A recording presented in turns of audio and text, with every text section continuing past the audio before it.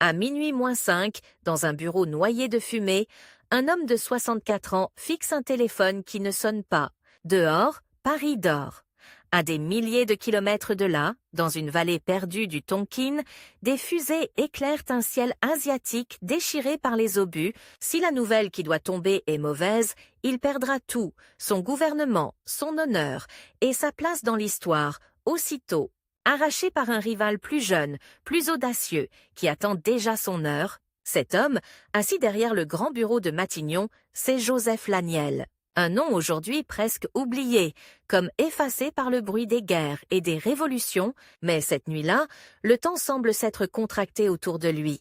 Chaque tic-tac de l'horloge rapproche la France d'une défaite. En Indochine, et rapproche Joseph Laniel d'un autre homme, d'un concurrent qui rôde dans les couloirs de la République comme une ombre, impatiente, Pierre Mendès France. Le compte à rebours est lancé, et pour comprendre comment ce fils de province, né loin du tumulte des grands boulevards, a pu se retrouver au cœur de ce piège historique, il faut remonter très loin en arrière, jusqu'à une petite ville de Normandie, un matin brumeux d'octobre 1889, Vimoutier, dans l'Orne.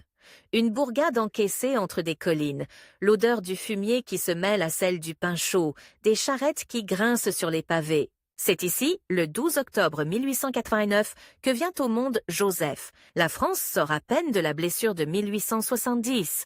La défaite face à la Prusse hante encore les discours des adultes. Dans les cafés, on parle de revanche, d'armée, de frontières. Pour l'enfant, ces mots sont des ombres, mais des ombres qui vont façonner son destin. La famille Laniel n'est ni misérable ni puissante. Des petits notables, commerçants respectés, catholiques, attachés à l'ordre mais fidèles à la République, la maison familiale est modeste mais bien tenue. Les planchers cirés, la table en bois massif, les crucifix au mur et, dans un coin du salon, une bibliothèque. Ce détail-là, pour un enfant de province à la fin du XIXe siècle, change tout.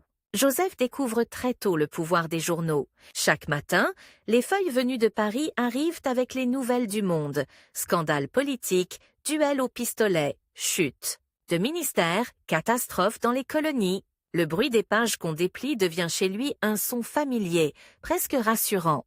Les noms de ministres, de députés, de généraux se mêlent aux figures des saints sur les images pieuses.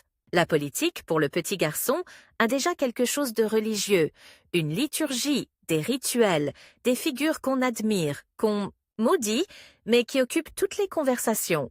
À l'école communale, Joseph n'est pas le plus bruyant, ni le plus spontané, il est de ceux qui écoutent, qui observent, la craie crisse sur le tableau noir, les dates s'alignent, 1789, 1792, 1815, 1870.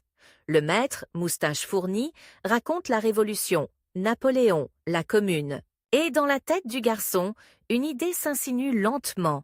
L'histoire n'est pas un fleuve tranquille.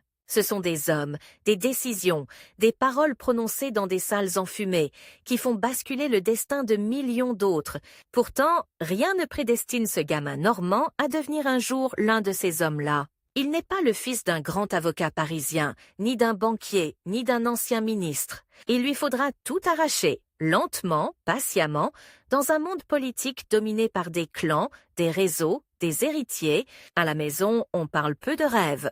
On parle de travail. Son père répète que la France a besoin d'hommes sérieux, pas de grandes gueules. Sa mère encourage le garçon à lire davantage, à se donner les moyens de quitter Vimoutier. Ce mélange d'ambition silencieuse et de retenue morale sera la marque de Joseph toute sa vie. Avancer, mais sans éclat inutile. Vouloir le pouvoir, mais ne jamais le dire trop fort. L'adolescent quitte la petite ville pour le lycée, à Caen. Le choc est rude. Les classes sont plus remplies, les professeurs plus exigeants, les camarades plus sûrs d'eux. On se moque parfois de son accent normand. On lui lance « Paris, ce n'est pas pour toi, Laniel ». Ces piques blessent, mais ne provoquent pas de colère. Elles nourrissent une résolution froide. Dans les livres d'histoire, il étudie la Troisième République naissante. MacMahon, Gambetta, Jules Ferry. Ce régime, encore jeune, encore fragile, lui apparaît comme un mécanisme complexe qu'il faut comprendre pièce par pièce. Il découvre aussi la violence des passions politiques, la commune écrasée dans le sang, les coups d'État manqués, les tentations monarchistes. Loin d'être rebuté, il est fasciné. Il ne rêve pas de révolution, non. Il rêve de stabilité, de solidité, de ces hommes qui, loin des barricades, tiennent les rênes et empêchent le pays de se disloquer. Après le lycée vient l'évidence, ce sera le droit. Le droit, c'est la langue de l'État, la grammaire de la puissance publique. À l'université, à Caen puis à Paris, Joseph se noie dans les codes, les lois, les commentaires. Il travaille tard, à la lumière vacillante des lampes à pétrole, entouré de volumes reliés en cuir, pendant que certains étudiants fréquentent les cafés littéraires, discutent de poésie ou d'art, lui se plonge dans la jurisprudence. La politique, pour lui, ne sera pas un éclat de rhétorique, mais une affaire de dossiers, de textes, de compromis. À Paris, il découvre la capitale comme un organisme vivant, vibrant.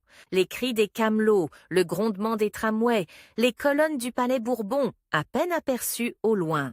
Il passe parfois devant l'Assemblée nationale et ralentit le pas. Derrière ces murs, se dit-il, des hommes débattent, décident, renversent des gouvernements. Pour l'instant, il n'est qu'un étudiant anonyme dans la foule. Mais il sait déjà qu'il ne veut pas rester anonyme toute sa vie. 1914. L'été s'annonce radieux, mais dans les journaux, les titres se font plus sombres. Sarajevo Ultimatum Mobilisation. Un matin, les cloches sonnent à toute volée. Les affiches de mobilisation générale sont collées sur les murs. La France part à la guerre. Encore une fois, Joseph a 24 ans, il pourrait chercher une affectation tranquille, se faire recommander, éviter le front. Mais comme des millions d'autres, il met l'uniforme, sans grand discours. La génération de 1870 a connu l'humiliation. La sienne croit encore à la revanche. La suite, c'est la boue, le froid, la puanteur des tranchées. Les manuels de droit, les bibliothèques silencieuses, la logique des textes. Tout cela disparaît, balayé par le vacarme des canons. Le jeune homme découvre une autre langue, brutale, sans nuance, celle des ordres criés, des hurlements, des explosifs. Parfois, au fond de la tranchée, quand le bombardement cesse enfin, les hommes se taisent. On entend seulement un goutte à goutte régulier, celui de l'eau qui s'infiltre, celui du sang qui s'écoule. C'est dans ce silence que Joseph mesure l'absurdité et la grandeur de ce qu'il vit. En théorie, il sait que la guerre se mène pour la patrie, pour la liberté, pour le droit. Mais devant lui, ce sont surtout des corps mutilés, des visages d'enfants apeurés, des regards vides. Il est plusieurs fois envoyé en première ligne, là où les chances de revenir vivant sont minces. Un jour, un éclat d'obus déchire l'air et le frappe.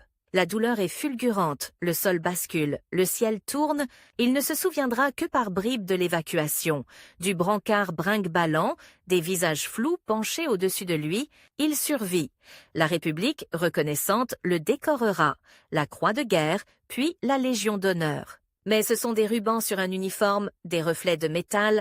Dans sa mémoire, reste surtout le bruit sourd des coups de canon et l'odeur de terre mêlée de chair brûlée. Cette expérience le marquera à jamais. L'homme qui sort de la guerre n'est plus le jeune étudiant ambitieux de 1914, il a vu ce que coûtent vraiment les décisions prises à Paris, dans des salles lambrissées où l'on parle de stratégie, de frontières, de prestige national. Pour la première fois, Joseph comprend que la politique n'est pas seulement une affaire de discours, mais de vie sacrifiée. Une idée naît, encore floue, presque honteuse.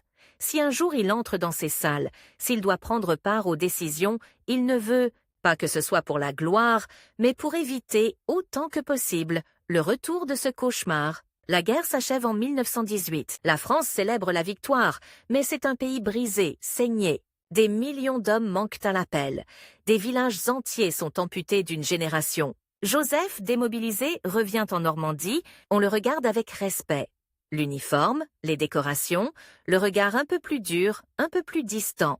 On l'invite dans les cérémonies, on lui demande de dire quelques mots devant les monuments aux morts fraîchement érigés. C'est là qu'il découvre quelque chose d'inattendu.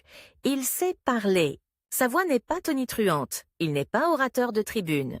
Mais il a ce ton calme, posé, qui impose l'attention. Il parle des camarades tombés, de la France qui doit rester digne de leur sacrifice, de la nécessité d'un État solide pour éviter le chaos. Les gens l'écoutent en silence. Des mères essuient leurs larmes, des anciens combattants hochent la tête. Sans le savoir, Joseph Laniel vient de prononcer ses premiers discours politiques. Le retour à la vie civile n'est pas simple. La société est en recomposition. Les anciens cadres sont bousculés. La République, victorieuse, est aussi traversée de tensions, grèves, revendications sociales, montée des extrêmes. Joseph, lui, reprend le droit, fréquente l'administration, découvre les coulisses de l'État, ses paperasses, ses lenteurs, ses intrigues discrètes. Peu à peu, les notables locaux le sollicitent, on l'invite à se présenter au conseil municipal, puis à d'autres fonctions locales. Il apprend à serrer des mains, à écouter les doléances, à promettre sans trop promettre. La politique, la vraie, commence souvent ainsi. Non pas à Paris, mais dans des salles des fêtes décorées de drapeaux tricolores, devant des paysans préoccupés par le prix du blé et les impôts fonciers. Dans ces réunions, il entend aussi monter une inquiétude plus sourde. La révolution bolchevique en Russie effraie une partie des paysans et des commerçants. La crainte du désordre rouge nourrit le désir d'une droite républicaine, ferme mais modérée, qui protège sans écraser. Joseph se reconnaît dans cette ligne, ni réactionnaire, ni révolutionnaire, mais partisan d'un ordre stable, d'une république autoritaire. Au sens noble, qui gouverne sans trembler, c'est dans ce contexte qu'il rejoint les milieux de centre-droit, proches de l'Alliance démocratique, ce courant qui se veut la colonne vertébrale raisonnable du régime. On le remarque, ancien combattant décoré, sérieux, bosseur, enraciné dans sa Normandie. Il a le profil idéal pour porter les couleurs du camp modéré. Une question devient alors obsédante. Se contentera-t-il d'être un élu local ou osera-t-il viser plus haut, jusqu'au banc de la Chambre des députés? Les années 1920 filent à toute allure. La France danse sur un volcan. Dans les villes, c'est l'insouciance des années folles. Jazz, cabaret, lumières électriques, mais derrière les vitrines, les cicatrices de la guerre sont toujours là, comme une ombre. À Paris, la Chambre se renverse et se recompose sans cesse. Les gouvernements se succèdent à un rythme effréné, parfois quelques mois seulement. Les journaux parlent de crise ministérielle, comme d'un spectacle habituel, presque banal. Pour un homme comme Joseph Laniel, qui rêve de stabilité, ce chaos politique est à la fois une menace et une opportunité. En 1928, une campagne décisive se prépare dans le Calvados. La circonscription qu'il convoite n'est pas facile. Un bastion où les radicaux socialistes sont bien implantés, solidement tenus, par un député sortant que tout le monde dit imbattable. Les notables de son camp hésitent. Faut-il pousser ce jeune avocat normand au charbon? Joseph, lui, ne doute pas longtemps. Il sait que le train ne passe pas deux fois. La politique nationale, c'est maintenant ou jamais.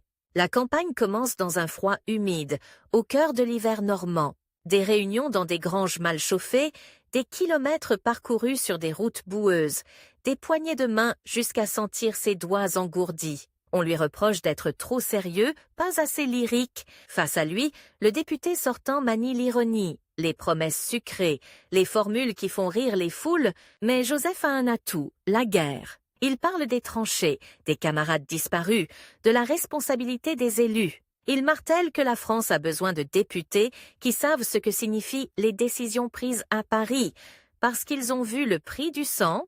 Dans les regards, il lit le respect. Là où son adversaire amuse, lui inquiète, fait réfléchir. Lentement, la balance se met à pencher. Le soir du scrutin, le dépouillement est long. Dans la salle de la mairie, les bulletins sont empilés, comptés, recomptés. Le cœur de Joseph bat trop vite, ses mains sont moites. Il sait qu'une défaite le renverrait à l'ombre, peut-être pour toujours. Qu'à son âge, 38 ans, il n'aura peut-être plus d'occasion semblable avant longtemps. Le temps déjà semble lui jouer des tours.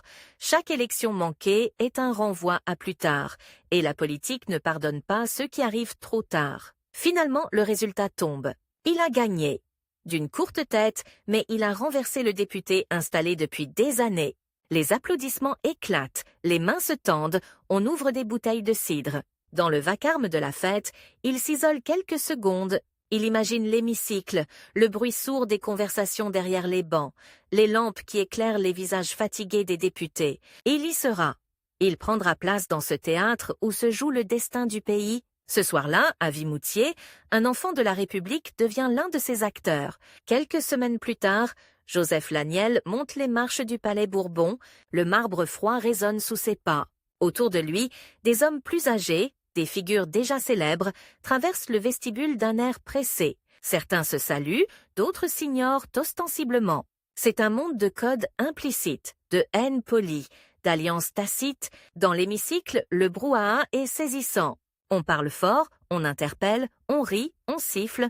La première fois qu'il s'assoit sur son banc, il sent physiquement le poids de l'histoire. C'est ici que furent votées les lois de laïcité, que furent débattues les grandes réformes scolaires, que furent décidées la guerre et la paix. Il ne prend pas la parole tout de suite. Il observe. Il repère les tribuns, les stratèges silencieux, les intrigants. Il comprend très vite que le pouvoir véritable ne se joue pas seulement au micro, sous l'œil des journalistes, mais dans les commissions. Les couloirs, les réunions fermées où se concluent les compromis. Parmi les jeunes députés qui s'agitent dans les couloirs, un nom commence à circuler. Un certain Pierre Mendès France, élu d'un département voisin, l'Eure. Il est plus jeune, radical socialiste, brillant, audacieux, à l'aise dans les joutes oratoires. Joseph ne le connaît pas encore personnellement, mais il entend les murmures. Celui-là ira loin. Un jour leurs chemins se croiseront, puis s'entrechoqueront. Pour l'instant, ce n'est qu'une silhouette au loin, un visage aperçu dans une commission, une voix vive qui tranche avec la sienne, plus grave, plus posée. Sans le savoir, en prenant place ce matin-là dans l'hémicycle, Joseph Laniel entre non seulement dans la Chambre des députés, mais aussi dans une longue course contre le temps et contre ses concurrents plus jeunes, plus rapides, qui veulent eux aussi saisir les rênes d'une république déjà menacée par les tempêtes qui s'annoncent à l'horizon de l'Europe. Le compte à rebours, commencé dans les tranchées de 1914, vient de franchir une nouvelle étape. À partir de maintenant, chaque décision, chaque vote, chaque discours rapprochera Joseph Laniel de son rendez-vous avec l'histoire. Et avec le moment où, au milieu de la nuit, il fixera un téléphone qui ne sonne pas, sachant qu'au bout de la ligne, ce n'est pas seulement le destin de la France qui se joue, mais aussi la victoire ou la chute face à l'ombre pressante de son plus redoutable concurrent. Le 10 juillet 1940, dans le casino de Vichy transformé en parlement provisoire, une mer de mains se lève. Dans cette forêt de bras tendus, il y en a un qui tremble à peine, imperceptiblement, celui de Joseph Laniel. En un geste, il donne les pleins pouvoirs au maréchal Philippe Pétain. En un geste, il enterre la Troisième République, ce régime qu'il a fait député, qui lui a tout donné. Il croit protéger la France du chaos. En réalité, il vient de faire naître un fantôme qui le poursuivra jusqu'à sa mort et qui, des années plus tard, donnera à son rival Pierre Mendès France une arme redoutable à brandir contre lui. Comment cet homme, qui se voulait le rempart de la République, a-t-il pu voter sa propre disparition, puis revenir, malgré tout, au sommet de l'État, à Matignon, avec une guerre coloniale sur les bras et un concurrent plus jeune déjà prêt à le remplacer? Pour comprendre ce paradoxe, il faut remonter un peu en arrière, dans les couloirs bruissants du Palais Bourbon, au cœur des années 1930. Au début, tout semble simple. Joseph Laniel, député tout neuf du Calvados, se tient dans les travées avec la modestie appliquée de l'élève sérieux. Il ne cherche pas les éclats de voix, mais les dossiers épais. Les soirées à l'Assemblée se terminent souvent pour lui dans un bureau enfumé, penché sur des colonnes de chiffres, budget, crédit, militaire, dépenses sociales. Là où d'autres rêvent de grands discours enflammés, lui se voit comme un mécanicien du régime. Il veut que la machine républicaine tourne, coûte que coûte. Cette discrétion le rend d'abord invisible, puis précieux. Dans les commissions, son nom circule. Laniel. Sérieux, travailleur, c'est compté. Un soir, dans une salle aux boiseries sombres, il assiste à une intervention d'un jeune collègue de l'Eure. Un visage encore presque adolescent, des lunettes, une diction rapide, des arguments tranchants. Pierre Mendès France. Les radicaux murmurent qu'il est leur prodige. Laniel l'écoute, bras croisés. Ce qu'il entend l'inquiète autant que ça l'impressionne. Mendès parle de réformes audacieuses, de contrôle plus strict sur le capital, d'impôts plus progressifs. Le Normand, lui, croit aux équilibres prudents, aux compromis, aux pas mesurés. Dans l'hémicycle, les deux hommes ne s'affrontent pas encore directement, mais déjà deux trajectoires se dessinent. L'un jeune, brillant, à gauche du centre, impatient de bouleverser. L'autre, plus âgé, à droite du centre, obstiné à contenir, à stabiliser. Au même moment, dehors, le monde bascule. Le krach de 1929 fait trembler les bourses, puis les usines, puis les foyers. La crise mondiale s'invite dans les campagnes du Calvados. Prix du lait qui s'effondre, faillite silencieuse, colère qui gronde. Laniel comprend que la stabilité qu'il vénère est en train de se fissurer. Dans ses interventions, il met en garde contre le déficit, contre les dépenses incontrôlées. Dans les couloirs, certains se moquent. Encore un qui voit le chaos partout. Mais le chaos finit par arriver. Le 6 février 1934, Paris explose. Depuis les fenêtres de la Chambre, les députés entendent les clameurs de la foule qui déferle vers la place de la Concorde. Les ligues d'extrême droite hurlent « À bas les voleurs !» Les policiers tirent, des corps restent au sol, étendus dans les flaques d'eau sale mêlées de sang. Dans l'hémicycle, la panique est palpable. Pour la première fois depuis longtemps, la chute de la République n'est plus une hypothèse théorique. Laniel regarde la confusion, les visages blêmes, les paquets de paperasse abandonnés sur les bancs. Il se jure intérieurement que plus jamais la rue ne doit dicter sa loi.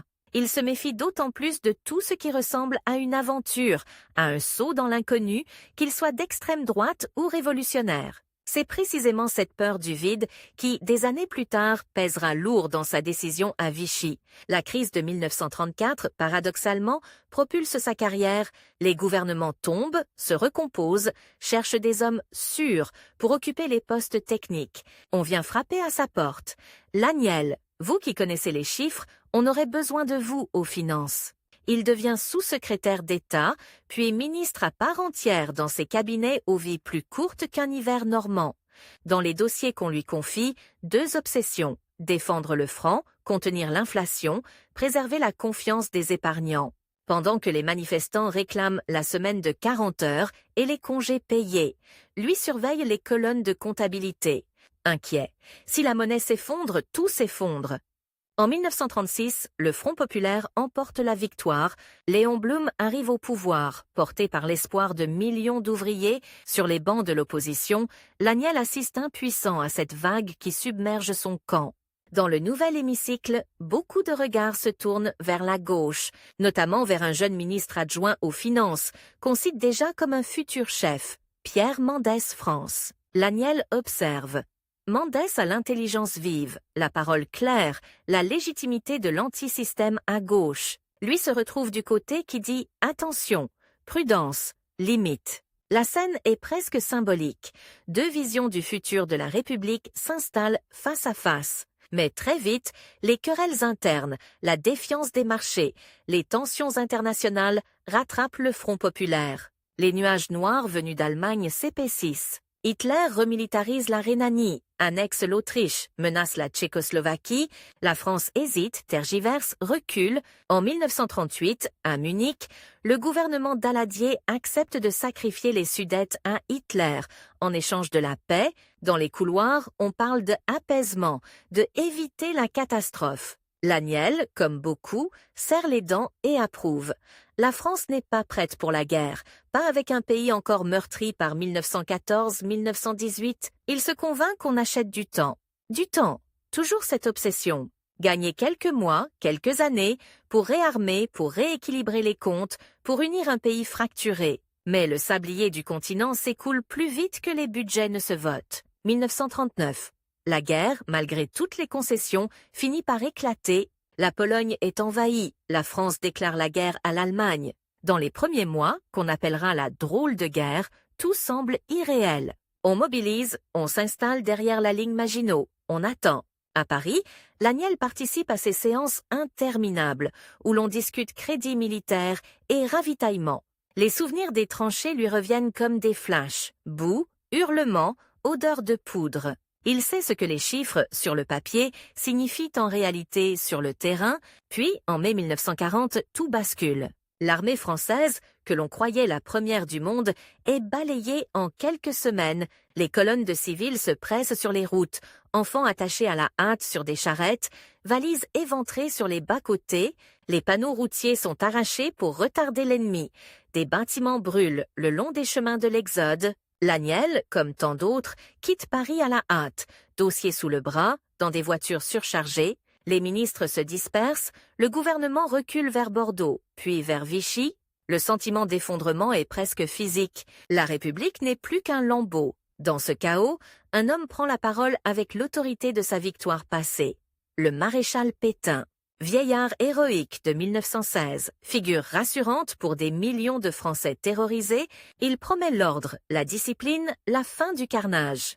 Alors arrive ce jour de juillet 1940, dans le casino transformé en parlement d'urgence. Les parlementaires sont tassés sur des chaises inconfortables.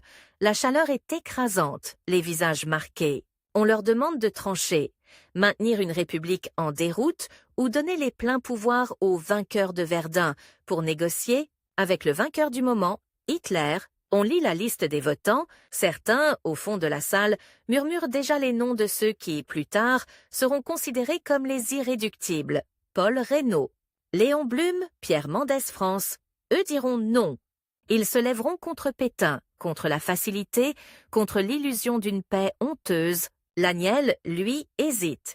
Dans sa tête se bousculent les images de 1914, les cadavres dans la boue, les ruines de 1940, les colonnes de réfugiés. Il se dit que la France ne supportera pas une nouvelle boucherie, que Pétain, malgré tout, garantira une forme de continuité, de protection. Il pense au désordre qu'il aborde depuis 1934, à la peur viscérale d'une guerre civile, d'une révolution. Quand vient son tour, il lève la main. Oui, oui, au plein pouvoir. Oui, à la fin de la République parlementaire. En sortant de la salle, il ne sait pas encore que ce geste, ce réflexe d'homme d'ordre terrifié par le chaos, sera plus tard lu comme une faute politique et morale. Il ne sait pas encore qu'en face, Mendès France, arrêté, jugé, s'échappera, s'engagera dans la résistance et en sortira auréolé d'eux, un prestige que lui n'aura jamais. Les années d'occupation sont pour lui des années d'ombre. Il retourne en Normandie, se tient à distance du régime de Vichy, refuse les postes qu'on lui propose, se terre dans une vie d'avocat, de notable discret. Il n'est ni à Londres ni à Alger, il n'est pas dans les maquis. À l'échelle de la tragédie, il est un homme qui a fait un mauvais choix et qui, désormais, essaye de ne pas l'aggraver. Mais la guerre n'épargne personne. Les Allemands occupent la région, les rafles se multiplient, les affiches rouges s'accrochent aux murs des villes, montrant les visages des fusillés. Laniel, qui a connu la guerre des uniformes, découvre la guerre des dénonciations anonymes, des otages pris au hasard, des coups frappés à la porte au milieu de la nuit. Dans l'intimité, il se débat avec sa conscience, il a voté Pétain. Il voit ce que Vichy devient, collaboration avec l'occupant, lois antisémites, livraison de réfugiés. Il mesure la distance entre l'image rassurante du vieux maréchal et la réalité du régime. Peut-il revenir en arrière? Peut-on racheter un vote? Ses choix restent prudents, ambivalents, à peine perceptibles. Il aide, autant qu'il peut, des réseaux discrets, protège des connaissances, mais ne deviendra jamais l'icône d'une résistance flamboyante. Quand la Normandie se couvre, en 1944, de parachutes blancs et de fumée noire, il sait qu'un nouveau compte à rebours commence, pas seulement pour la libération du pays, mais pour sa propre survie politique. La France qui renaît voudra juger, et elle jugera. Après la libération, les temps sont cruels pour les élus du passé. On épure, on enquête, on fouille les votes de 1940 comme on fouille des dossiers judiciaires. Ceux qui ont voté non à Pétain deviennent des repères moraux. Les autres sont au mieux suspects, au pire condamnés. Laniel doit rendre des comptes. Devant des commissions parfois hostiles, il se justifie, explique la panique de 1940, la peur de la guerre civile, la confiance aveugle dans le prestige du maréchal. Il insiste sur son refus de collaborer ensuite, sur son retrait, sur ses distances avec Vichy. Il échappe au pire. Pas de condamnation infamante, pas d'inéligibilité à vie. Mais une tache demeure, indélébile, sur son parcours. À chaque fois qu'il remontera à la tribune dans les années suivantes, cette tache sera là, invisible mais omniprésente, prête à être rappelée par un adversaire. On aurait pu croire sa carrière brisée, mais la France de l'après-guerre est un pays épuisé, qui a besoin de tous ceux qui savent encore manier les lois, les budgets, les compromis. Les électeurs du Calvados, eux, connaissent l'homme de proximité, le travailleur obstiné, l'ancien combattant décoré de 14-18. il lui pardonne plus facilement qu'à Paris. En 1945, puis en 1946, il repart en campagne, réunions dans les salles communales, conversations sur les marchés, poignées de main, le rituel a changé de décor, ruines, rationnement, carte de pain, mais reste le même. Il se présente comme un républicain de droite, attaché à la reconstruction, à la remise en marche de l'économie. Les électeurs le renvoient à l'Assemblée, cette fois dans une république nouvelle, la 4e. Pendant ce temps, son rival, Pierre Mendès France, suit une trajectoire inverse. Arrêté par Vichy, évadé, engagé dans la France libre, il a été ministre de l'économie dans le gouvernement de De Gaulle. Son non à Pétain et son engagement lui donnent une légitimité morale immense. Dans la nouvelle classe politique, il incarne le futur, la rupture, l'audace. Laniel, lui, incarne la continuité, la prudence, la vieille France parlementaire. La 4e République se met en place dans un désordre méthodiquement institutionnalisé. Les constitutions se débattent, les gouvernements naissent, vivent, meurent en quelques mois. Les crises ministérielles deviennent une habitude nationale, un bruit de fond presque rassurant. Dans ce tumulte, Joseph Laniel retrouve sa place naturelle. Les commissions, la mécanique budgétaire, les heures passées à peser, l'équilibre fragile entre dépenses sociales, reconstruction, guerre coloniale. Il devient une figure de la droite modérée, l'un des piliers de ce qu'on appelle les indépendants, ces élus attachés à la propriété privée, à l'ordre, au respect des engagements financiers. À plusieurs reprises, il revient au gouvernement, ministre chargé de l'économie, de l'approvisionnement, des questions sociales. Sans faire de coup d'éclat, il gagne une réputation d'homme fiable. On lui confie les portefeuilles difficiles, ceux qui obligent à dire non, à serrer la vis, à annoncer des augmentations d'impôts, des restrictions de crédit. Dans l'ombre, une autre forme de compte à rebours s'est lancée, celui de sa propre vie. Il a passé la cinquantaine, puis la soixantaine. Chaque nouveau gouvernement qu'il voit défiler est aussi un rappel. Le temps joue contre lui. La politique est un marathon où l'âge finit toujours par imposer sa loi. Dans les couloirs, on murmure parfois « Laniel, bon ministre, sérieux, mais trop tard pour Matignon. La place est pour les jeunes. » Les jeunes, ce sont des hommes comme Mendès France, qui attendent en embuscade, prêts à faire basculer le régime dans une nouvelle ère. Pourtant, le flot des crises crée des opportunités inattendues. La France est enlisée dans des guerres coloniales. Indochine, Madagascar, Tunisie, Maroc. Les finances sont exsangues. Les gouvernements successifs hésitent entre continuer coûte que coûte ou négocier un retrait. À chaque fois qu'un cabinet tombe sur la question de l'Indochine, l'Assemblée se remet à chercher un nouveau chef du gouvernement, comme on cherche un chirurgien pour une opération de plus en plus risquée. En 1952, puis en 1953, le nom de Joseph Laniel commence à circuler sérieusement pour Matignon. Le président de la République, Vincent Auriol, reçoit les chefs de groupe, écoute les ressentiments, compte les voix. Laniel apparaît comme l'homme de la dernière chance pour le camp modéré, pas trop marqué par Vichy, expérimenté, austère, rassurant pour les milieux d'affaires, acceptable pour une partie des centristes. Mais la concurrence est féroce. À chaque crise, les regards se tournent aussi vers Mendès France. Il incarne une autre solution, liquider au plus vite les guerres coloniales, tourner la page, moderniser. Dans les cafés de Saint-Germain-des-Prés, dans les journaux progressistes, beaucoup rêvent de le voir à Matignon. L'Assemblée, elle, reste frileuse. Une partie de la droite le trouve trop à gauche, trop audacieux. Une partie de la gauche le juge trop indépendant, pas assez docile au parti. Ainsi, à plusieurs reprises, Mendès France est écarté au dernier moment. Laniel voit passer ses occasions manquées, comme on regarde un train qui ne s'arrête pas en gare. Chaque fois, il comprend que si son rival finit par être appelé à Matignon, ce sera probablement sur les ruines de son propre camp, et peut-être de sa propre carrière. Au printemps 1953, la situation devient presque intenable. L'Indochine s'enfonce dans la guerre, les pertes humaines augmentent, les finances sombrent, l'opinion se lasse. Les militaires réclament plus de moyens, les députés, eux, commencent à douter. Quelques mois encore de ce régime, et la crise pourrait tout emporter. La guerre, le gouvernement, peut-être même la 4e République. Vincent Auriol sait qu'il n'a plus beaucoup de temps avant la fin de son mandat. Il ne peut pas se permettre un nouveau cabinet éphémère. Il convoque Laniel et lui confie une mission claire, presque brutale: former un gouvernement solide, capable de tenir la guerre des Indochine sans effondrer l'économie, et de résister aux attaques de l'extrême gauche comme aux impatiences des gaullistes. Laniel accepte, mais il sait qu'il joue sa dernière carte. À plus de 60 ans, avec un passé de 1940 dans les archives et un rival quadragénaire aux aguets, il n'aura plus de seconde chance. Le temps, encore une fois, devient son ennemi. On lui donne quelques jours pour arracher des soutiens à des groupes rivaux, promettre des portefeuilles ici, des crédits là, des réformes ailleurs. Dans les salons feutrés, les tractations se succèdent jusqu'au bout de la nuit. Les cendriers se remplissent, les voix se cassent, les coups de téléphone se multiplient. Chaque heure perdue rapproche l'Assemblée d'une dissolution ou d'un blocage fatal.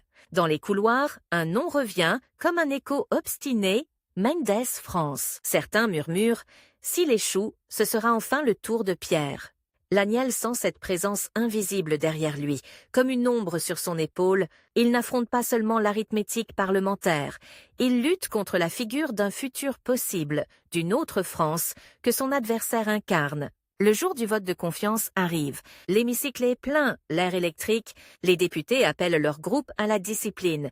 Les journalistes remplissent les tribunes, les yeux rivés sur le tableau d'affichage. Laniel présente son programme d'une voix grave, sans lyrisme: reprise en main des finances, poursuite de l'effort en Indochine, maintien de l'ordre dans l'Empire, recherche d'alliances solides en Europe, puis on procède au vote. Les petites ampoules s'allument une à une sur le panneau. Pour, contre, abstention. Le silence se fait, presque religieux. Laniel, assis au banc du gouvernement, fixe le tableau, les mains serrées l'une dans l'autre. Le verdict tombe. Il est investi, de quelques dizaines de voix seulement, mais suffisamment pour devenir président du Conseil. Dans l'hémicycle, certains applaudissent, d'autres haussent les épaules. Quelques-uns quittent la salle en silence. Pour Joseph Laniel, c'est l'aboutissement de près d'un quart de siècle de vie parlementaire, de dossiers ingrats, de nuits passées, à compter des chiffres plutôt qu'à briller en tribune. Mais ce triomphe n'a rien d'euphorique. En sortant du palais Bourbon, il sait déjà qu'il n'a pas gagné du temps. Il en a perdu. L'Indochine saigne chaque jour davantage. Les finances sont au bord du gouffre. Et dans l'ombre des colonnes de l'Assemblée, un homme plus jeune, Pierre Mendès France, attend que l'horloge de Matignon se grippe. La course contre la montre vient de prendre une dimension nouvelle. Joseph Laniel a enfin atteint le sommet. Mais ce sommet est une plateforme instable, battue par les vents de la guerre coloniale et des ambitions concurrentes. Quelques mois plus tard, tard dans la nuit, il fixera un téléphone qui ne sonne pas, à Matignon. Et chaque seconde de silence lui rappellera que le vrai pouvoir n'est jamais d'être nommé, mais de réussir à tenir, alors que l'histoire, déjà, prépare le tour suivant pour celui qui guette juste derrière lui. La nuit est si calme à Matignon qu'on entendrait presque le tic-tac de l'horloge du couloir. Pourtant, à 10 000 kilomètres de là, dans la jungle détrempée d'Indochine, des jeunes de 20 ans hurlent sous les obus. Sur le grand bureau recouvert de cuir, une carte de l'Extrême-Orient est étalée, hérissée de petites épingles de couleur, rouge pour les positions du Viet Minh, bleu pour les forces françaises. Au centre, un nom encerclé au crayon: Dien Bien Phu. Joseph Laniel se penche, les épaules voûtées. Il sait une chose atroce. Si ce point bleu au milieu de la vallée tombe, ce n'est pas seulement une base qui s'effondre, c'est toute sa politique, tout son gouvernement, peut-être toute la 4e République qui vacille avec elle. Et il le sait aussi.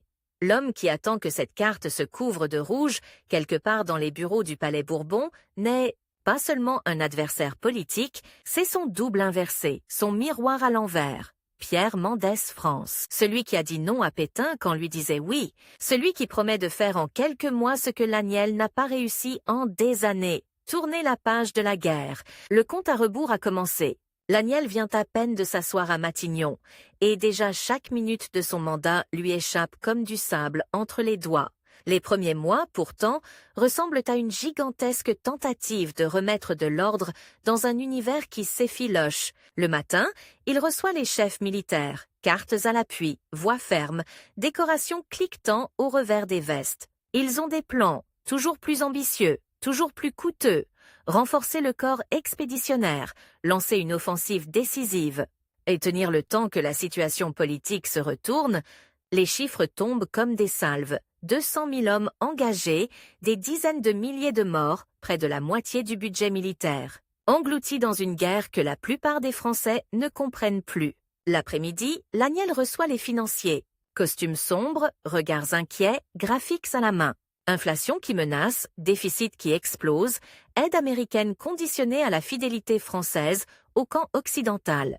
L'Indochine, ce n'est pas seulement une colonie lointaine, c'est un gouffre qui aspire des milliards de francs, à un moment où la France doit aussi reconstruire ses villes détruites, moderniser ses usines, loger une population en plein baby-boom. Le soir, il reçoit les députés, ceux de la droite qui demandent de tenir l'Empire coûte que coûte, ceux du centre qui réclament la discipline budgétaire, ceux de la gauche exaspérés par une guerre coloniale qui ressemble de plus en plus à un Vietnam avant l'heure.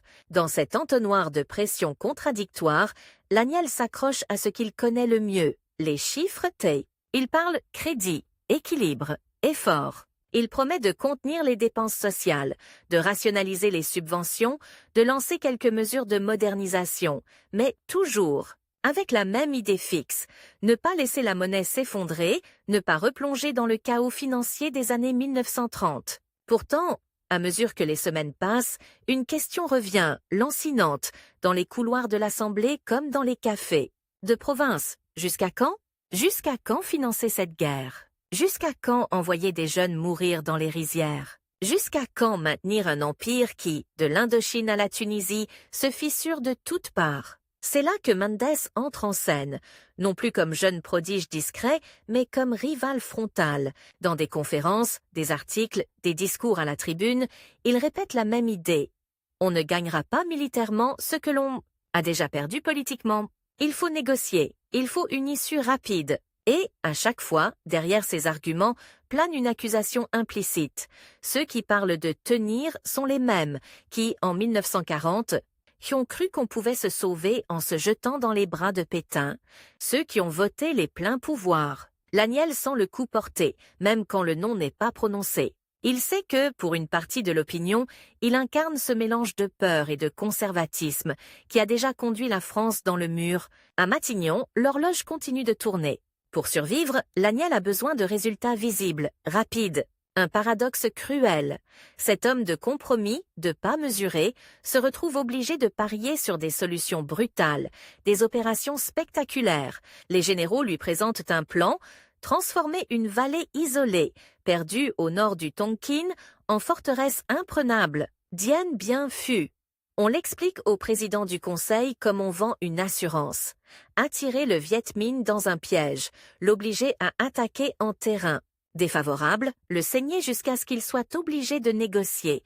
Une bataille décisive pour terminer la guerre. Promettons, Laniel écoute, pince les lèvres, demande les estimations de coûts, les délais, les renforts nécessaires. En lui, l'ancien combattant de 14-18 tremble devant l'idée d'une grande bataille. L'homme d'État, lui, y voit un double espoir, gagner militairement et gagner du temps politiquement. Un succès à Dien Bien Phu, c'est une victoire à brandir devant l'Assemblée, une justification des sacrifices, une réponse à Mendes. Vous voyez, il fallait tenir. Il finit par donner son assentiment, on lance l'opération.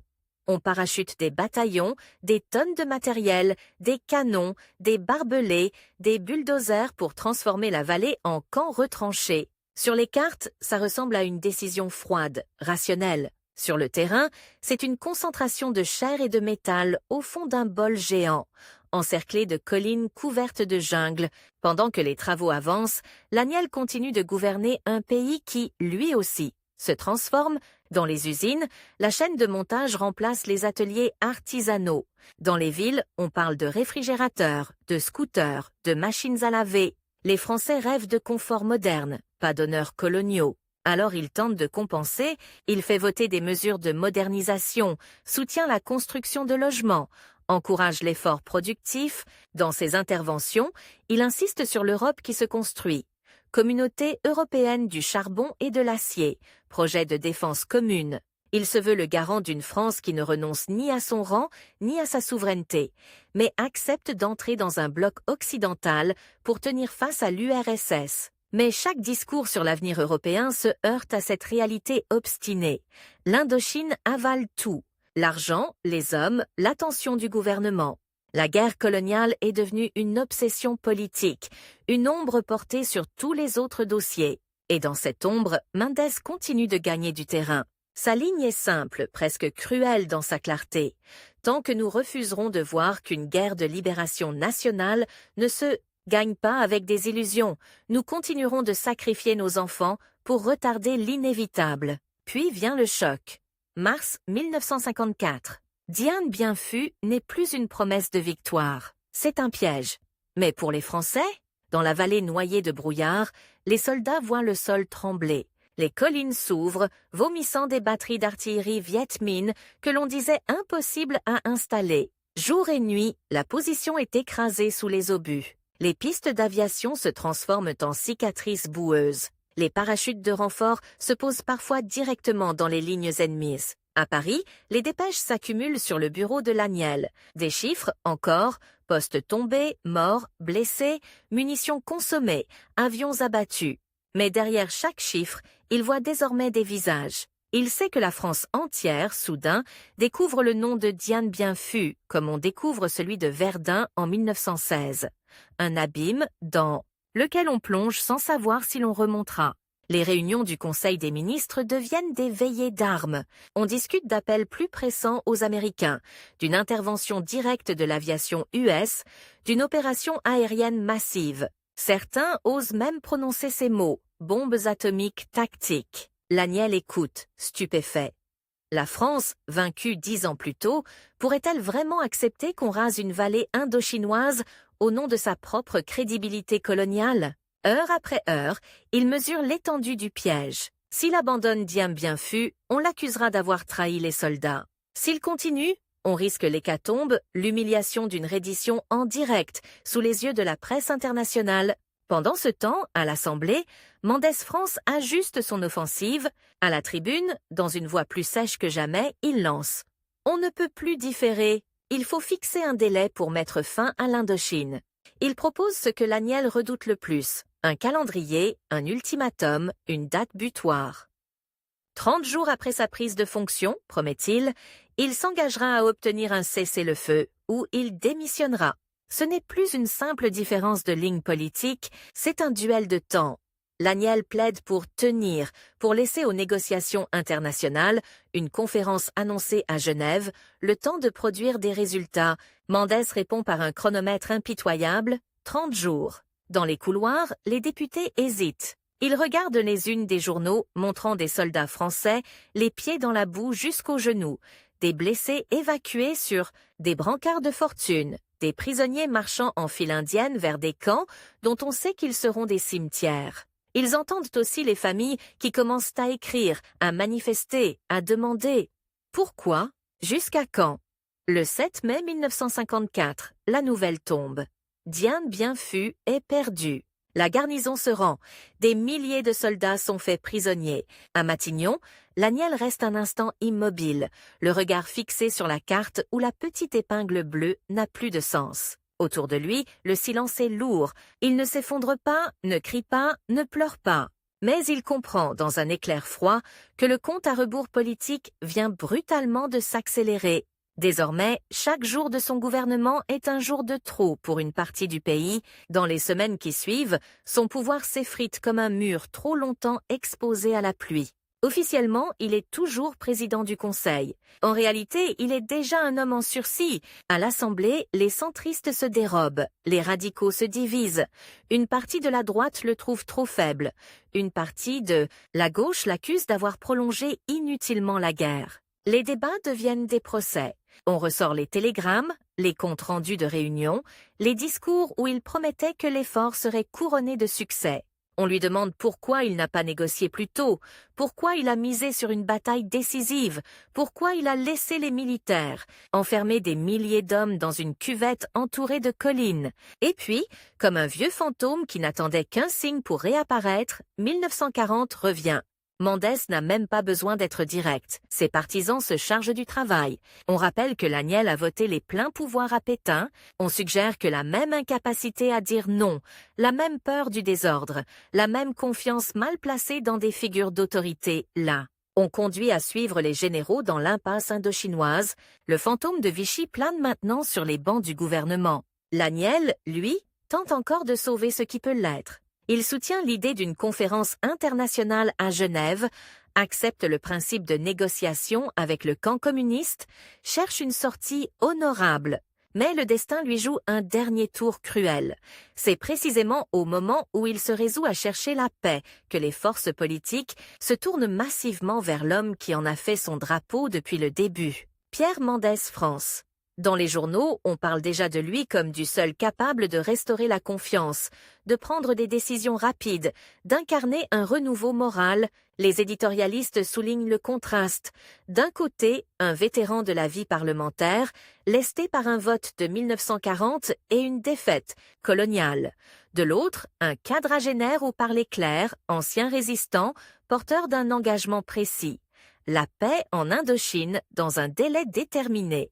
Le 12 juin 1954, l'Assemblée refuse la confiance au gouvernement Laniel. Les chiffres s'affichent impitoyables sur le tableau électronique. Cette fois, ce n'est plus comme en 1953, quand la majorité, chancelante, avait fini par se ressaisir. Le balancier est passé de l'autre côté. Dans l'hémicycle, il y a peu d'éclats de voix, pas de triomphe tonitruant, pas de drame sanglant. Juste un glissement, presque silencieux. Un monde qui se termine, un autre qui commence. Laniel quitte le banc du gouvernement, le visage fermé. Il connaît trop bien la mécanique parlementaire pour se bercer d'illusions. À son âge, avec ce passif, il ne reviendra plus à Matignon.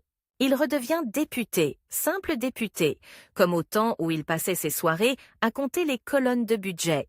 Quelques jours plus tard, dans les couloirs du Palais Bourbon, les caméras se tournent vers un nouvel homme. Pierre Mendès France monte à la tribune pour demander la confiance. Il répète son engagement devant la nation.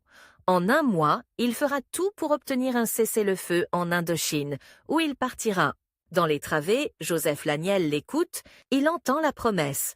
Il entend aussi, derrière les mots, le verdict implicite que l'histoire s'apprête à rendre sur son propre passage à Matignon.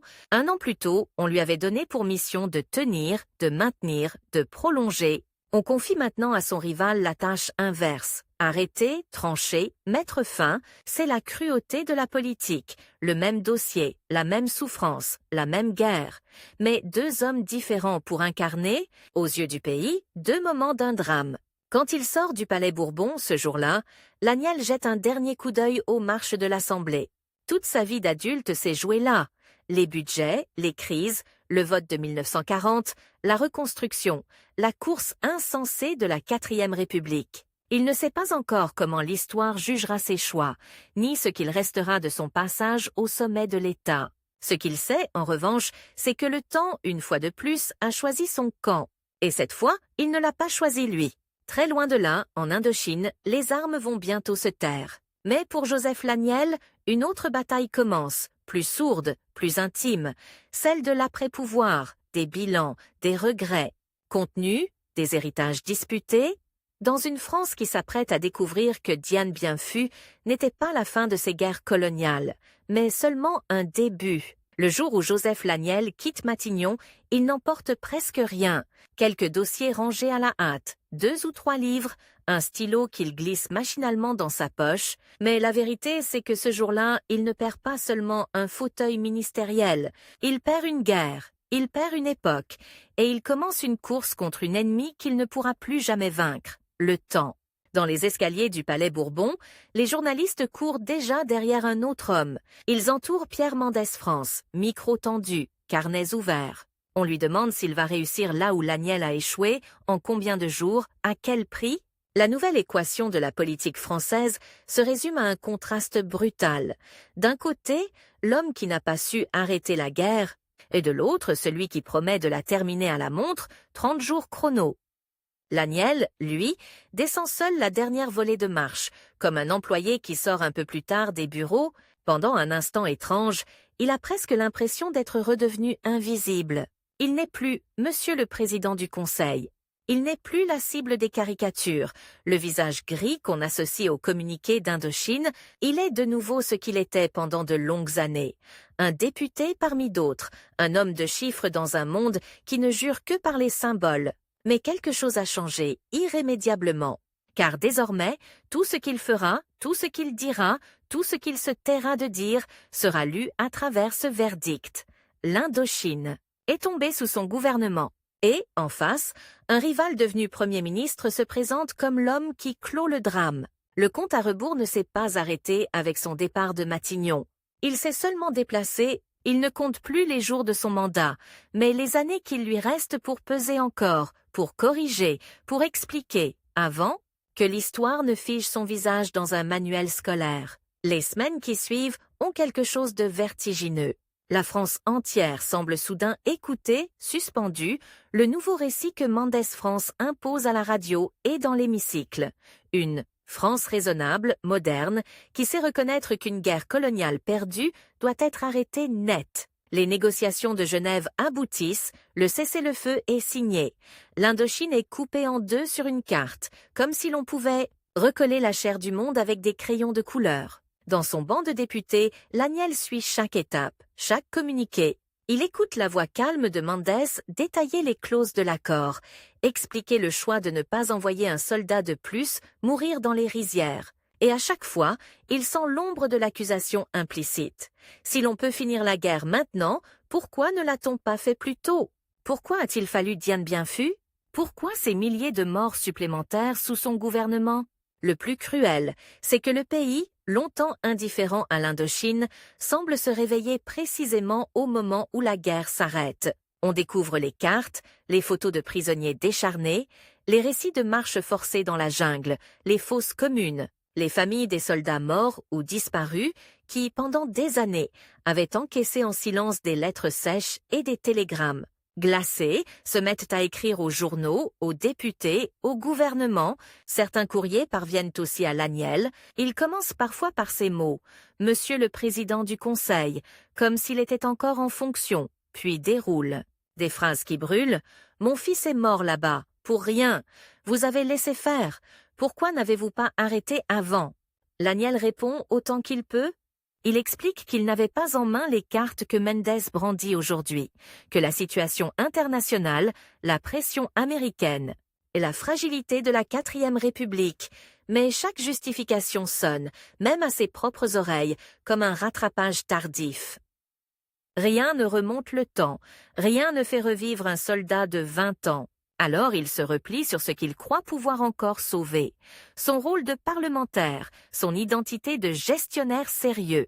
Il reprend la parole sur les budgets, sur la reconstruction, sur la nécessaire discipline financière. Il se veut la voix de la prudence dans un pays qui, après les rationnements et les privations, commence à goûter au premier plaisir de la société de consommation, mais, là encore, un duel silencieux se poursuit. Mendès lui aussi parle de rigueur, de lutte contre l'inflation, de fin des illusions. La différence, c'est que son austérité se pare de modernité, de morale, de rupture avec les erreurs du passé. Laniel, qu'il le veuille ou non, incarne ces erreurs-là. Et puis, très vite, un nouveau front s'ouvre, plus proche, plus brûlant, plus dangereux encore pour la France que l'Indochine lointaine, l'Algérie. Là-bas, ce ne sont plus des rizières, mais des montagnes, des quartiers européens, des villages entiers pris en tenaille. Le 1er novembre 1954, des attentats éclatent dans plusieurs régions, la Toussaint rouge, comme on dira plus tard.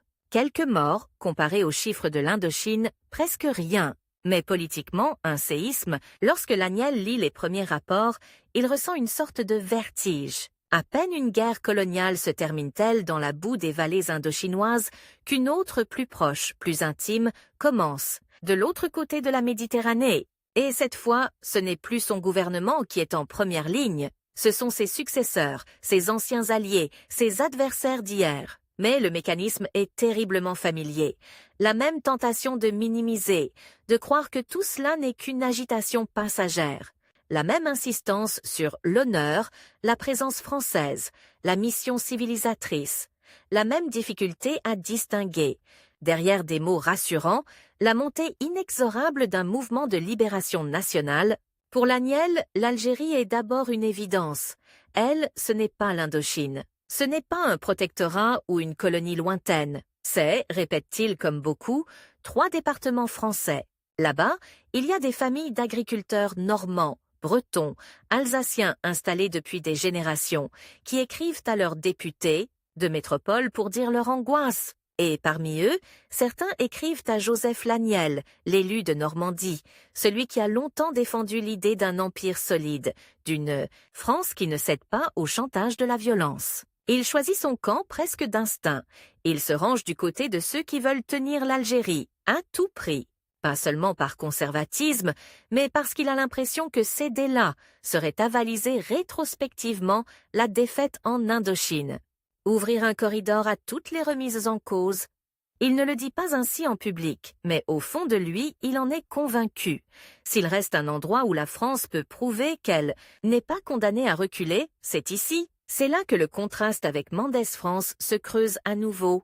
Mendès, brièvement au pouvoir, se montre plus prudent, plus circonspect, refuse de sacraliser l'Algérie comme une évidence éternelle. Autour de lui, toute une génération de jeunes députés, de futurs cadres de la gauche, commencent à se demander si, après l'Indochine, la France peut vraiment se permettre une nouvelle guerre sans issue. Dans les commissions, dans les couloirs, les deux hommes se croisent. Ils ne s'insultent pas, ne se livrent pas à des duels éclatants, mais chaque intervention de Mendès sur la nécessité de trouver une solution politique à la question algérienne résonne, aux oreilles de Laniel, comme une seconde mise en accusation. Après la guerre qu'il n'a pas su arrêter, voilà la guerre qu'il refuse de considérer comme perdue. Et une nouvelle horloge se met à tourner, pas celle des gouvernements. Ils tombent et se succèdent à un rythme presque absurde, mais celle d'une échéance plus obscure, plus dangereuse. Le moment où l'armée, excédée, pourrait s'en mêler autrement que par des rapports aux ministres. À Alger, les généraux accumulent les dossiers, les plans d'opération, les cartes d'état-major couvertes de flèches rouges et bleues. À Paris, Laniel retrouve des gestes qui lui sont douloureusement familiers. Il lit, il commente, il propose, il met en garde. Mais cette fois, il le fait depuis les bancs d'un Parlement qui a perdu une bonne part de sa crédibilité. Le pays, épuisé par les crises, commence à douter de la 4e République elle-même. Puis arrive 1958, une année qui ressemble à un piège refermé après des décennies d'errance. En mai, à Alger, les manifestants montent à l'assaut du gouvernement général. On brandit des portraits, non pas de Laniel, ni de Mendès, ni même du président de la République en titre, René Coty. On brandit le visage d'un autre homme, revenu d'outre-histoire, comme une statue qu'on sort d'un musée, Charles de Gaulle. Dans ce tumulte, un drôle de retournement se produit. Laniel, l'homme que l'on disait figé dans les schémas de l'avant-guerre, se retrouve, comme une bonne partie de la droite parlementaire, à voir dans le général un recours, un moyen de sauver quelque chose du rang de la France, de préserver l'Algérie française sans basculer dans la prise de pouvoir militaire pure et simple. Pendant quelques semaines, l'obsession n'est plus Mendès France. Elle s'appelle insurrection, putsch, guerre civile. Pourtant, la rivalité n'a pas disparu. Elle s'est simplement déplacée sur un autre terrain, l'écriture de la mémoire. Aux yeux d'une partie de l'opinion, Mendès incarne déjà le prophète écarté, l'homme qui avait vu venir, en Indochine comme en Algérie, l'impasse coloniale. Laniel, lui, incarne ces majorités hésitantes qui n'ont ni cédé franchement ni tenu jusqu'au bout et qui se retrouvent aujourd'hui dépassées par des forces plus brutales. Lorsque de Gaulle arrive au pouvoir, lorsque la 5e République se met en place, c'est un autre choc. Le Parlement, où Laniel a passé l'essentiel de sa vie, est soudain encadré, discipliné, soumis à un exécutif fort. Les jeux de coalition, les combinaisons patientes, les bascules de majorité autour d'une motion de censure ne sont plus au cœur du système. Tout ce qu'il a appris, tout ce qu'il a patiemment maîtrisé au fil des années, la cuisine parlementaire, les équilibres subtils entre radicaux, centristes, indépendants, semblent se démoder en quelques mois, comme un métier qu'on aurait rendu obsolète par une nouvelle machine. Il reste député pourtant.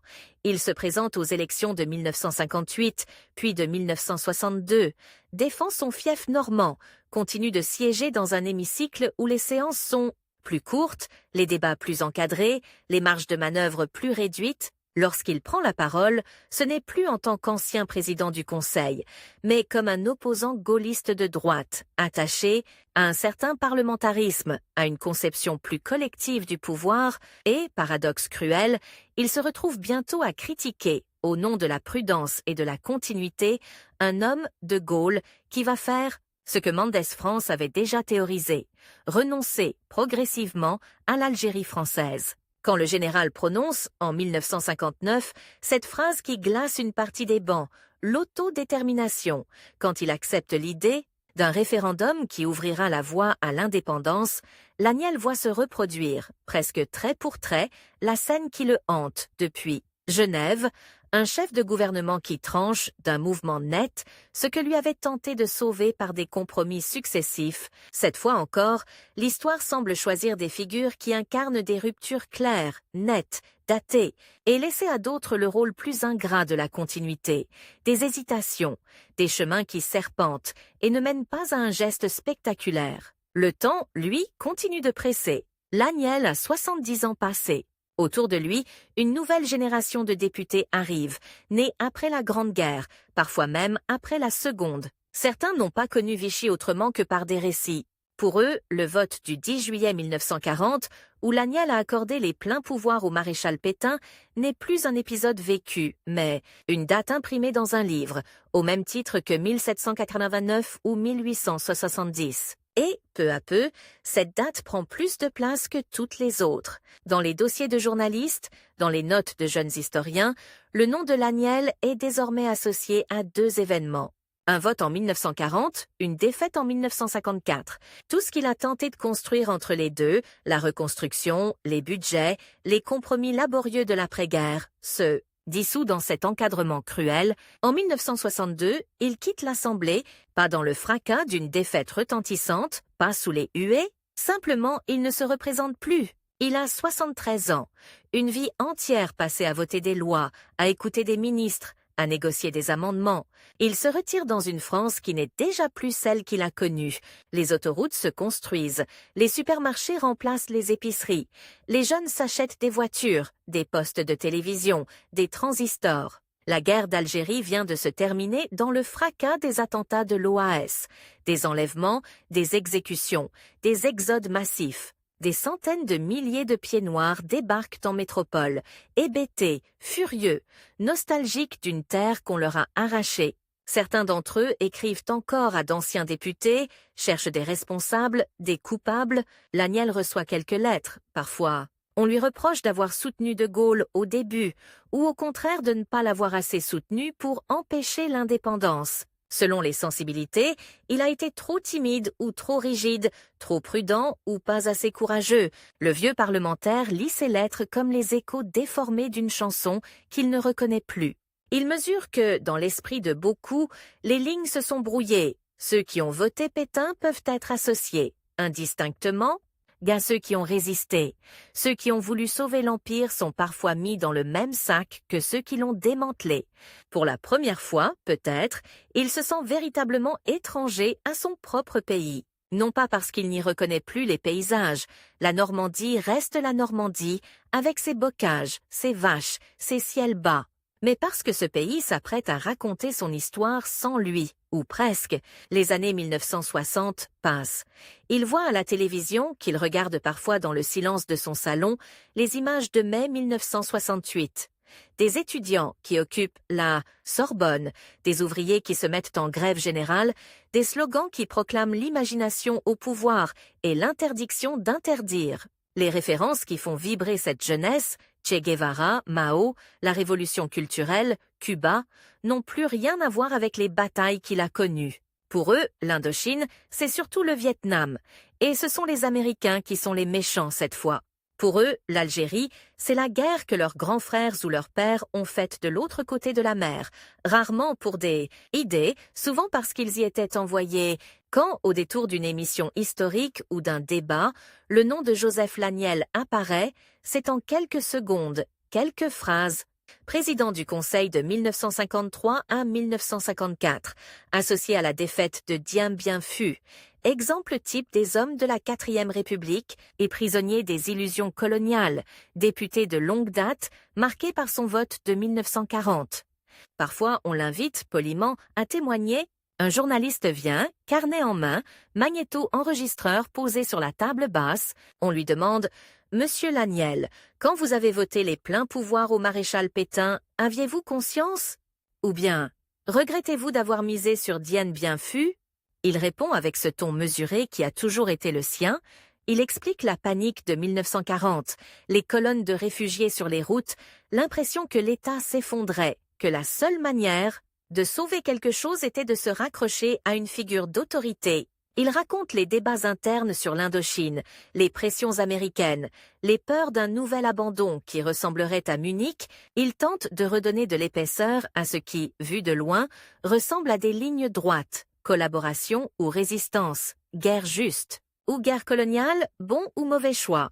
Mais il sent bien que le temps de ces nuances est passé. La France de la fin des années 1960, puis du début des années 1970, a besoin de récits plus simples, plus tranchés. Des héros qui disent non dès le premier jour. Des lucides qui annoncent la fin des empires avant tout le monde. Mendès France, dans cette histoire-là, a un rôle bien plus flatteur que lui. L'ironie, c'est que Mendes lui-même ne parvient pas à revenir durablement au pouvoir. Après sa courte période à la tête du gouvernement, il est à son tour balayé par les logiques politiques, marginalisé par le gaullisme, triomphant, transformé, lui aussi, en conscience plus qu'en dirigeant. Dans une France dominée par De Gaulle puis par Pompidou, les deux anciens rivaux de la 4e République deviennent, chacun à leur manière, des figures d'un monde révolu, sauf que le récit retiendra surtout l'un d'eux. Le 8 avril 1975, à Paris, Joseph Laniel meurt à 85 ans. Pas d'édition spéciale, pas d'une gigantesque, quelques nécrologies sobres, quelques lignes dans les journaux du soir, une mention dans les bulletins de radio. Ancien président du Conseil, figure de la 4e République. Dans ces colonnes, on résume sa vie en quelques paragraphes. On rappelle qu'il fut blessé à la Grande Guerre, qu'il entra en politique dans l'entre-deux-guerres, qu'il occupa plusieurs postes ministériels, qu'il présida le gouvernement pendant les années les plus sombres de la guerre d'Indochine. On mentionne son vote de 1940, parfois avec une nuance, parfois sans. On rappelle Dien Bien Phu, inévitablement, comme si son nom était désormais indissociable de ce gouffre. Mais ce dont les journaux ne parlent pas, ce sont les nuits sans sommeil, courbées sur des cartes qu'il savait déjà peut-être trompeuses. Les lettres d'orphelins auxquelles il a tenté de répondre sans mentir tout à fait, sans se mentir à lui-même.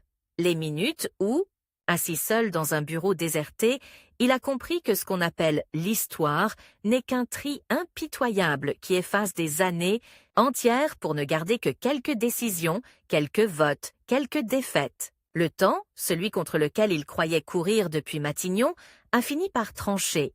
Il a fait de Joseph Laniel l'un de ces personnages que l'on croise en diagonale dans les livres, que l'on cite pour éclairer une défaite, un système politique, une époque, un nom qui sert de repère, de jalon, d'exemple plus que de héros. Et pourtant, si l'on rembobine le film, si l'on revient à ce bureau de Matignon où il fixait une petite épingle bleue plantée au milieu d'une vallée indochinoise, on voit autre chose qu'un simple perdant de l'histoire. On voit un homme pris dans les filets serrés d'un siècle qui n'a cessé de changer de règles en cours de route. Un enfant de 14-18 devenu parlementaire dans les années 30, tenté par Pétain en 1940, recousu dans la République après la Libération, propulsé à la tête d'un pays épuisé, avalé par la mécanique coloniale, rattrapé par une guerre trop lointaine pour être comprise, trop proche pour être ignorée. Face à lui, Pierre Mendès France a incarné, sans doute, une part de la clairvoyance qui lui a manqué. Leur rivalité, qui a traversé les années 1950, ne se résume pas à une simple opposition de gauche et de droite, de progressisme et de conservatisme. Elle est le reflet d'un conflit plus profond, celui entre ceux qui pensent que l'on peut encore retarder l'inéluctable, préserver ce qui peut l'être, éviter les fractures trop brutales, et ceux qui estiment qu'il vaut mieux trancher vite, quitte à perdre beaucoup. D'un coup, plutôt que de perdre un peu de sang chaque jour, Laniel a choisi la première voie, Mendès la seconde. L'histoire a retenu surtout le second. Mais dans ce déséquilibre se cache peut-être l'une des vérités les plus dérangeantes du XXe siècle français.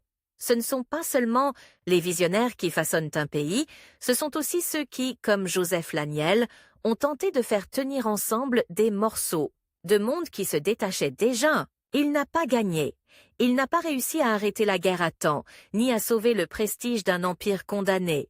Il a laissé derrière lui des deuils impossibles, des rancœurs, des pages qui continueront, longtemps, à faire débat. Mais chaque fois qu'un historien rouvrira un dossier de la 4e République, chaque fois qu'un documentaire montrera ce visage, grave penché sur une carte, chaque fois qu'un débat reviendra sur la responsabilité des gouvernants dans la fin des empires, le nom de Joseph Laniel Jesurquira, non comme un héros flamboyant, non comme un monstre, mais comme ce qu'il fut réellement. Un homme au cœur d'un compte à rebours qu'il n'avait pas lui-même déclenché, tentant jusqu'au bout de gagner quelques minutes de plus avant l'inévitable basculement d'un monde